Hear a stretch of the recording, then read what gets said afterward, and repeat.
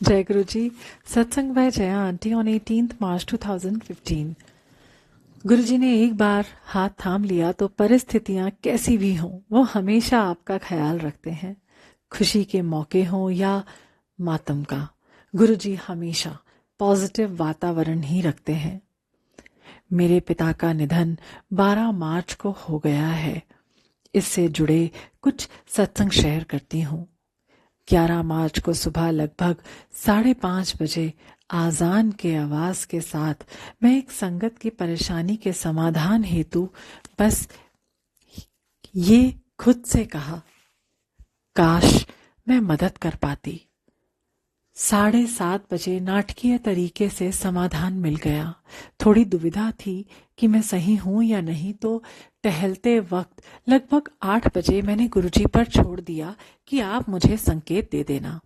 अचानक जैसे ही पलटी, एक मोरनी गेट पर बैठी थी, लगभग 1-2 मीटर की दूरी पर आई कांटेक्ट हुआ। एक तेज वाइब्रेशन महसूस हुआ। समझ गई कि गुरुजी ने अपनी मंजूरी दे दी।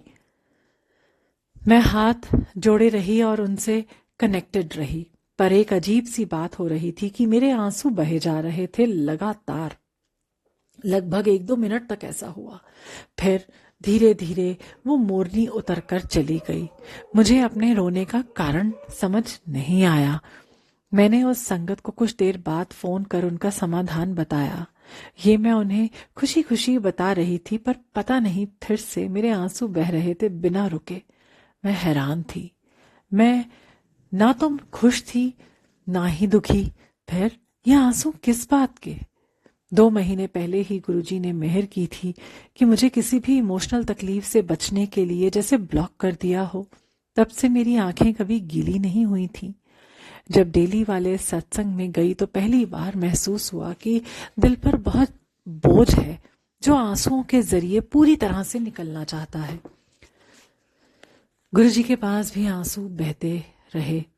मैंने हंसकर पूछा, गुरुजी क्या बात है? फिर से कोई फीलिंग्स वाला कोई चैप्टर आने वाला है क्या लाइफ में?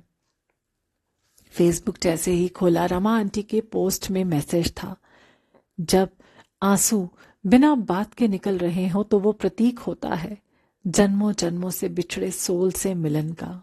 मैं खुश हो गई कि गुरुजी के लिए मेरी सोल रो रही थी। 12 को यानी 12 मार्च को सुबह लगभग 9 बजे जब पापा की खबर आई तो मैं सकते में आ गई।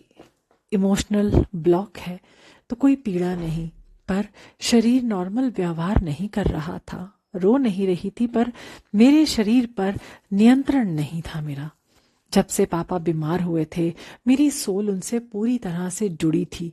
जब भी कुछ होता उनके शरीर पर, उनकी सोल मुझे संकेत दे जाती कि असल में क्या होना है। पिछले दिन पापा की सोल मेरी सोल से विदा लेने आई थी और जिस कारण मेरे आंसू थम नहीं रहे थे। परिवार में मुझे शुरू से एक स्ट्रॉन्ग फेस के रूप में देखा गया है। इस कारण सब परेशान थे मेरे सिवा। जैसे कि पहले भी हो चुका है, भाई बंधु समझते हैं कि इससे कोई फर्क ही नहीं पड़ता, कुछ भी घटित हो जाए। पर ये तो गुरुजी की ब्लेसिंग्स हैं कि हर हाल में पॉजिटिविटी कायम रहती है। पर गुरुजी की बात सबकी समझ में कहाँ आती है जब तक गुरुजी खुद नहीं समझाना चाहें। दिल्ली जाऊं और गुरुजी के दर्शनों को ना जाऊं, ये कैसे हो सकता है? पापा को घर में ही रखा गया था। हम यूएस से आने वाली बहन का इंतजार कर रहे थे अगले दिन। मैंने कहा कि गुरुजी के पास माथा टेक कर आ जाती हूँ, तो सबके आईब्रोज रेज हो गई। गुरुजी ने एक बहाना दे दिया था। मैंने कहा, मेरी मैरिज एनिवर्सरी है, कम से कम गुरुजी का आशीर्वाद तो ले लूं। मुझे गुरुजी का शुक्रिया अदा करना था।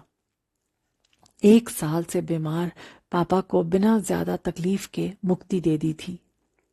जैसे कि मैंने पहले भी लिखा था कि हिंदुओं में तो मंदिर जा ही नहीं सकते हैं ऐसे दिनों में, पर गुरुजी के संगत को गुरुजी के अलावा किसी का निर्देश समझ नहीं आता है।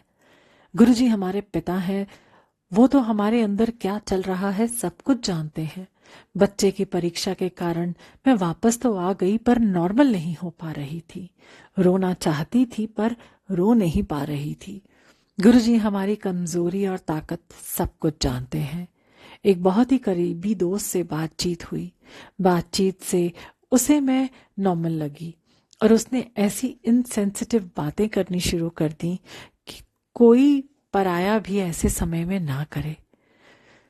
मुझे थोड़ा आश्चर्य हुआ कि ये कुछ और ही हो रहा है। उससे हम सपने में भी इस तरह की बातों की उम्मीद नहीं कर सकते। मैंने समझाने की कोशिश की कि मैं अभी इन बातों को नहीं करना चाहती, पर वो रुका ही नहीं। एक ऐसा पॉइंट आया कि मैं अपने पति को उसकी बातें बताते बताते तेज से रो पड़ी। जब शांत हुई तो गुरुजी की तरफ देखा और सारी बात समझ आ गई। गुरुजी ने लीला रची सिर्फ मुझे अंदर से खाली करने के लिए। ये तो है हमारे परम पिता गुरुजी। हमारे लिए सारी सृष्टि को लगा देते हैं जिससे कि हम अंदर से मुस्कुरा पाए। गुरुजी सबको ऐसे ही अपनी छत्र छाया में रखना। जय गुरुजी।